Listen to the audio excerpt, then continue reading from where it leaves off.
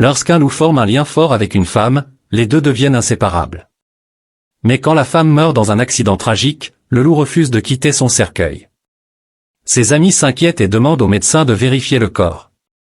Lorsqu'il regarde de plus près, il appelle rapidement la police. Peu importe les efforts de chacun, le loup ne bougeait tout simplement pas. Il était apparu pour la première fois aux funérailles de la femme, lorsque tous les personnes ont commencé à arriver. Tout le monde connaissait le lien entre le loup et Maggie, la femme décédée, donc il ne semblait pas particulièrement étrange que l'animal soit apparu. Mais son comportement devenait de plus en plus étrange. Au début, le loup s'était couché près du cercueil, laissant échapper de faibles gémissements. Tout le monde supposait que le pauvre animal pouvait sentir qu'elle était partie, après tout, Maggie avait un lien spécial avec le loup. Mais lorsque Tony, l'ex-petite amie de Maggie, est arrivé, le loup a commencé à grogner contre lui et à sauter sur le cercueil de Maggie, griffant furieusement le couvercle. Personne ne s'était soucié de la présence du loup jusqu'à ce qu'il commence à griffer le cercueil. Ce n'était pas digne, et ils ne pouvaient pas le laisser continuer à se comporter ainsi, alors ils ont essayé de l'encourager à descendre, mais quoi qu'il fasse, l'animal refusait de bouger. Il semblait maintenant de plus en plus agité, ses griffes acérées creusant des rainures dans le couvercle du cercueil. Quelque chose perturbait manifestement l'animal. Les amis de Maggie ont commencé à se demander si quelqu'un ne devrait pas ouvrir le cercueil pour essayer de comprendre ce qui inquiétait le loup. Mais lorsque Tony a entendu parler de leur plan, il a immédiatement rejeté l'idée. Il fallait pourtant faire quelque chose, car les funérailles ne pouvaient pas se dérouler avec le loup agissant ainsi. Alors, contre les souhaits de Tony, il a été décidé d'ouvrir le cercueil de Maggie. Sentant qu'il avait enfin obtenu l'attention des gens, le loup est descendu du cercueil et a recommencé à gémir doucement.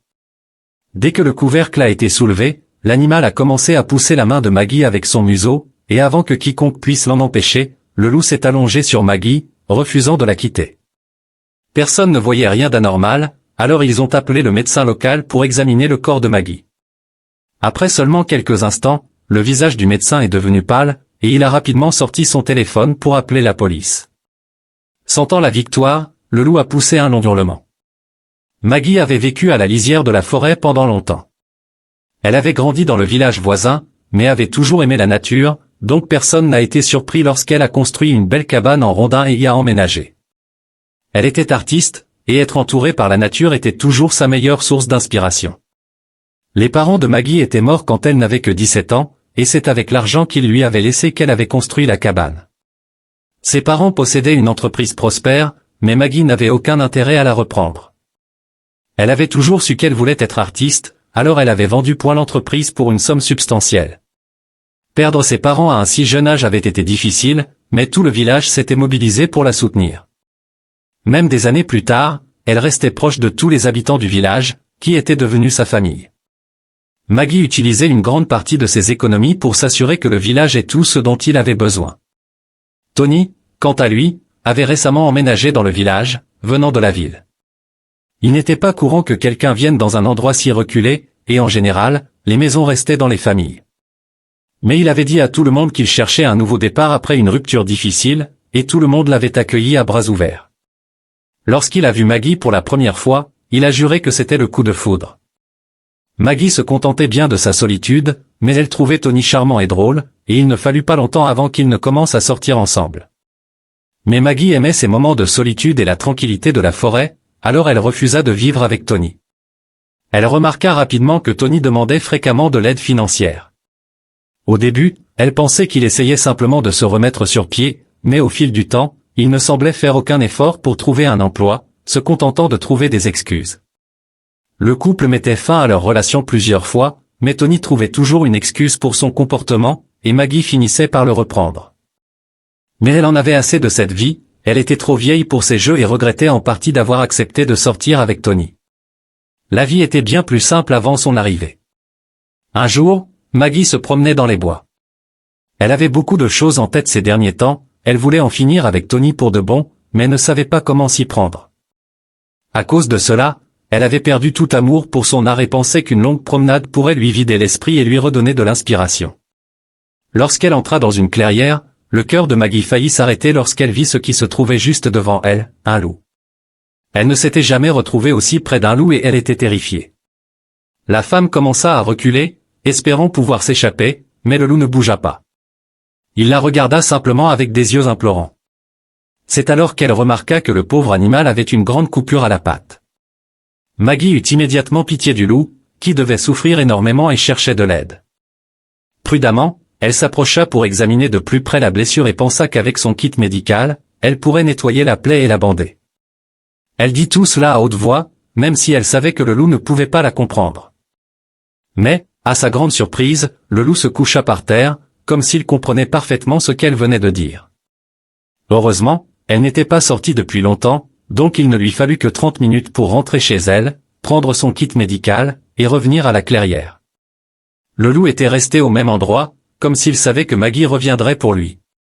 La gentille femme s'agenouilla devant le loup et commença prudemment à nettoyer la plaie. Elle s'inquiétait de la réaction de l'animal, mais à part quelques réactions instinctives, la douleur était vive, l'animal restait calme et laissait Maggie s'occuper de la plaie. Elle fut surprise au début, mais oublia vite la bizarrerie de la situation pour se concentrer sur le soin de la blessure du loup. Une fois la plaie nettoyée, elle la banda soigneusement. Elle ignorait si cela servirait à quelque chose, après tout, le loup était un animal sauvage, et le bandage pourrait facilement se détacher, mais au moins, elle avait fait de son mieux. Maggie rangea son kit médical et gratta doucement la tête du loup. L'animal répondit par une légère tape sur sa jambe avec ses pattes avant. Maggie sourit, c'était presque comme si le loup la remerciait. Elle était certaine que maintenant qu'elle avait fini, le loup partirait, mais l'animal ne fit aucun mouvement pour s'éloigner. Elle se retourna donc et commença à marcher en direction de sa cabane. Elle n'avait fait que quelques pas quand elle remarqua que le loup la suivait prudemment. La femme rit et dit, « Oh d'accord, tu peux venir avec moi, et je te donnerai à manger, mais une fois ta patte guérie, il faudra que tu partes. » Elle n'en revenait pas, elle avait fini par ramener le loup chez elle. De retour à sa cabane, le loup explorait les environs pendant que Maggie allait chercher de la viande et de l'eau pour lui. Elle ressortit, mais l'animal était introuvable. Puis Maggie entendit un léger hurlement provenant de son petit abri de stockage où elle gardait son bois de chauffage. Lorsqu'elle jeta un coup d'œil à l'intérieur, le loup s'était installé. « Je suppose que c'est là que tu vas dormir alors, » rit-elle. Pendant les semaines qui suivirent, le loup passait son temps à explorer les alentours de la maison de Maggie, mais la nuit, il dormait toujours dans son abri. Il semblait encore capable de chasser, ce qui plaisait à Maggie, car elle ne voulait pas que l'animal sauvage devienne dépendant d'elle. Elle veillait à nettoyer sa plaie et à changer le pansement chaque jour, et bientôt sa patte fut complètement guérie. Mais le loup n'était pas encore prêt à quitter Maggie définitivement. Les deux avaient formé un lien fort, et bien que le loup passe plus de temps loin de sa cabane maintenant qu'il était rétabli, il revenait toujours dormir dans l'abri. Pendant tout le temps où elle avait pris soin du loup, Maggie n'avait pas pensé une seule fois à Tony. Quand elle s'en rendit compte, elle sut que cela lui disait tout ce qu'elle avait besoin de savoir, il était temps de mettre définitivement fin à leur relation. Mais Tony n'allait pas rendre les choses faciles. Il la supplia de reconsidérer sa décision, promettant de trouver un emploi et de rembourser tout l'argent qu'il lui avait emprunté, mais Maggie resta ferme, c'était terminé entre eux. Ce soir-là, Maggie était blottie sur le canapé en train de lire un livre quand elle entendit un grognement provenant de l'extérieur de sa cabane. Elle tira le rideau et vit le loup sortir de l'abri alors qu'un homme s'enfuyait en direction du village. Maggie savait exactement qui avait rôdé autour de sa cabane, c'était Tony, et cette pensée la troubla. Elle n'avait jamais été aussi heureuse d'avoir le loup à ses côtés. Le lendemain, elle se rendit au village et acheta des serrures supplémentaires pour sa porte. À ce stade, tout le monde avait entendu dire que Maggie avait, d'une manière ou d'une autre, adopté un loup. Alors, lorsqu'elle se rendit au village, tout le monde était curieux d'en savoir plus. Elle leur raconta comment le loup avait été blessé et comment il était devenu, d'une certaine manière, son chien de garde. Elle confia à quelques amis proches que Tony s'était présenté à sa cabane, et tous furent rassurés qu'elle ait le loup pour la protéger. Ses amis n'avaient jamais vraiment apprécié Tony, pensant qu'il l'utilisait pour son argent, et maintenant, elle commençait à penser qu'ils avaient peut-être raison. Mais quelque chose allait bientôt se produire qui allait choquer tout le monde. L'endroit préféré de Maggie était près du lac. C'était un endroit magnifique, et elle pouvait y passer des heures à dessiner et à peindre, ou, lors des journées plus chaudes, à profiter du soleil. C'était un endroit si calme, regorgeant de faune, et la femme ne se lassait jamais d'y aller.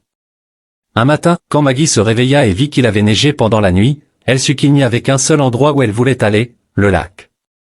Elle enfila son manteau le plus chaud et ses bottes de neige, ouvrit la porte et sourit en elle-même. Elle pouvait voir les empreintes du loup allant de la grange à la forêt. Manifestement, elle n'était pas la seule à explorer la neige ce jour-là. Elle mit une thermos de café et quelques encas dans son sac et décida qu'il faisait probablement trop froid pour s'asseoir et dessiner pendant longtemps. Elle opta donc pour son appareil photo à la place. Elle avait créé des œuvres d'art basées sur les photos qu'elle prenait, mais seulement quelques heures plus tard, un passant découvrirait le corps de Maggie flottant dans les eaux peu profondes du lac. Lorsque la nouvelle de la mort de Maggie parvint au village, personne ne pouvait y croire. Elle avait vécu dans la forêt pendant des années, avait connu toutes sortes de conditions météorologiques, et savait comment naviguer en toute sécurité. Il était insensé de penser qu'elle aurait pu glisser sur la neige et tomber dans l'eau, mais qui était-il pour en discuter? Tout le village entra en deuil. Le loup retourna à la grange cette nuit-là et poussa un long hurlement, comme s'il savait que Maggie ne reviendrait jamais.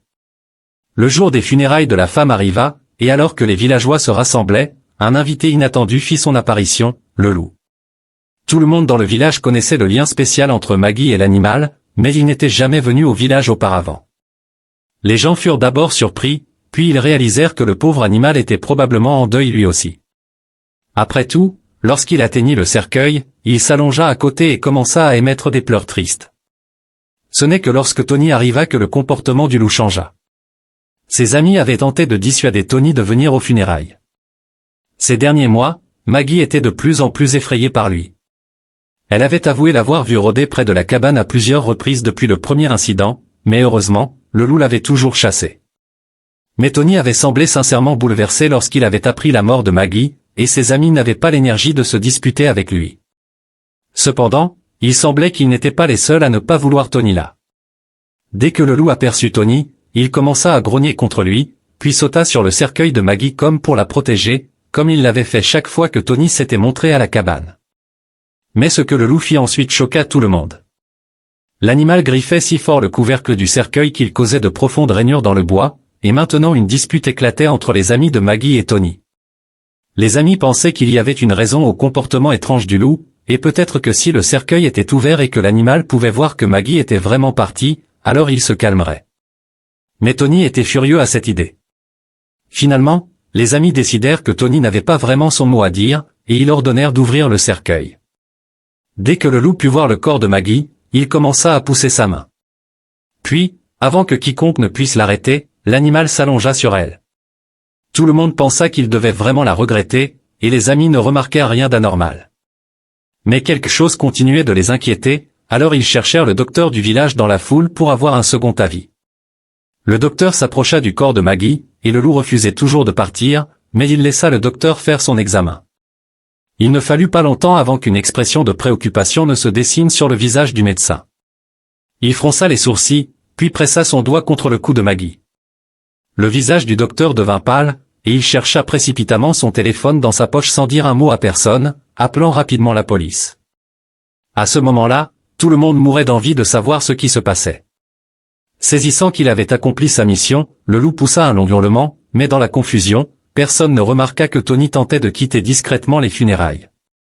Juste au moment où il atteignait les portes, le loup bondit hors du cercueil et se jeta sur lui, juste au moment où les policiers arrivaient, suivis de près par une ambulance. La scène des funérailles était maintenant un véritable chaos. Le docteur se tourna vers les endeuillés, toujours pâle et tremblant, et prononça les mots « Maggie est vivante ». Des exclamations de stupeur retentirent dans la salle alors que la femme était sortie du cercueil et emmenée d'urgence à l'hôpital en ambulance. Mais il restait encore la question de Tony et du loup à régler. L'animal avait toujours Tony immobilisé, et soudain, les amis réalisèrent que le loup avait su que Maggie était encore en vie. En repensant à la peur de Maggie envers Tony et aux réactions du loup envers lui, ils comprirent qu'il avait été impliqué dans l'accident de Maggie. Mais la police ne pouvait évidemment pas utiliser le comportement d'un loup comme preuve d'un acte criminel. Ils étaient toutefois disposés à prendre en compte le fait que Tony avait été aperçu à plusieurs reprises à la cabane de Maggie, alors ils décidèrent de l'emmener pour un interrogatoire. Il ne fallut pas longtemps à Tony pour craquer sous la pression de l'interrogatoire, et il finit par tout avouer.